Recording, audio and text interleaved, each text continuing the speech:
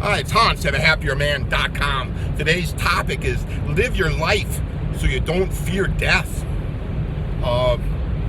It's kind of in the morning here, and I'm driving over to go into my ex-wife's funeral.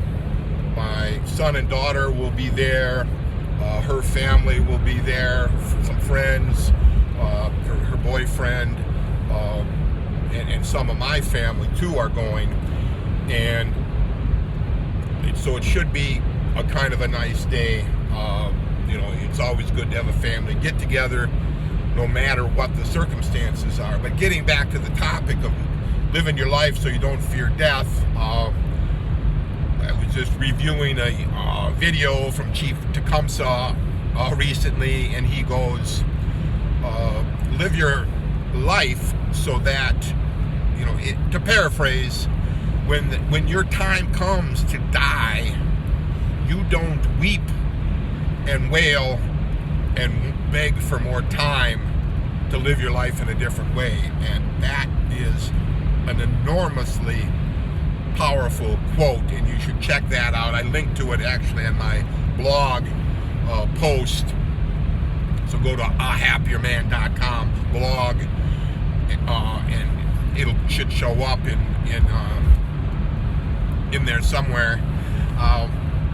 But I just love that quote, because that is the whole essence of my website, is ahappierman.com. Is if you're not happy, you're going to have to make changes in order to become so.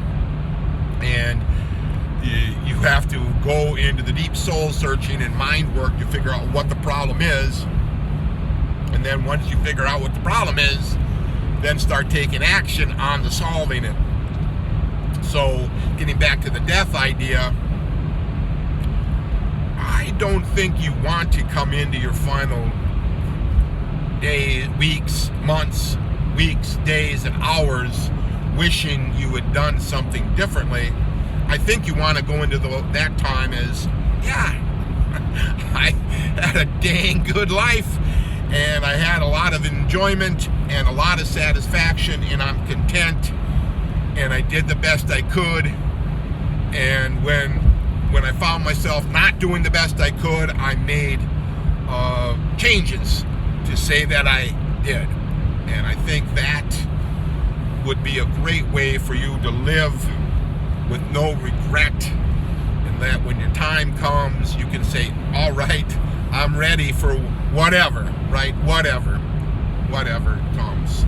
And that way, I think you don't have to be scared about death. You don't have to have the fear of it. And we see this, right, with the older people as they're going through this. They're afraid, they're scared, and they need constant reassurance and medication to help the fear subside. But why don't you start with living your life like you're gonna die? And if you get to that point where you're dying, and you can look back on your life and say it was good, at times it was great, at times it was a real struggle, but I figured it out and I got out of the struggle. And there are ways to do that. Reach out for help if you're struggling. You shouldn't have to struggle so darn much. And live your life like you're going to die. Now, there's certain things you can do to, let's say, prepare. Currently I'm working, and I have a lot of life insurance for my kids. So let's say if I die when I'm working, they'll have a nice amount of money to help them while I'm working. Of course, I'm trying to accumulate more money for my older age, and trying to set up pensions and stuff so I don't necessarily have to struggle so much financially.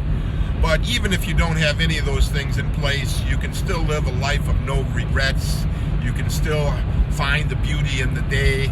You can still try to figure out what's causing you problems and try to take actions to solve them. And come in to your final time with a clear conscience that you've done the best you could.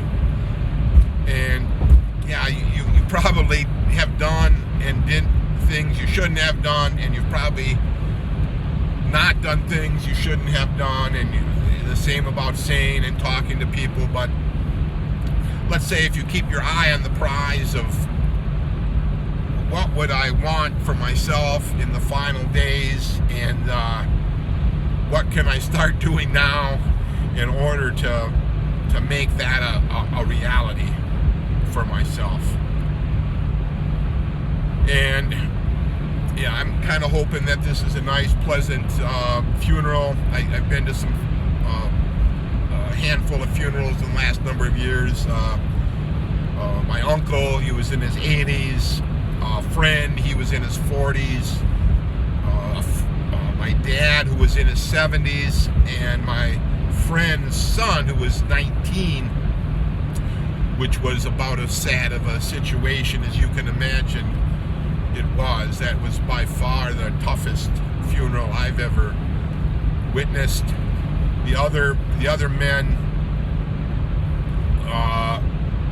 you kind of knew that their time was coming, so there was like a mental preparation. They were, in the case of my uncle and dad, they were elderly and they had health issues. And the friend in his 40s, he had in the last few months a tremendously tough cancer diagnosis, and cancer, of course, killed him. But so we, kind of expected that to happen. But what about you, right? Where does that leave you? Well, I guess go to the funerals of your family and friends and honor their memory. Provide some comfort to the people who are there. Honor yourself in your journey forward into trying to make a happier life for yourself. Help the people you can help, especially the people closest to you who you know well and know what you can do for them. And have a great life. So when it's your time, you can go peacefully. All for now.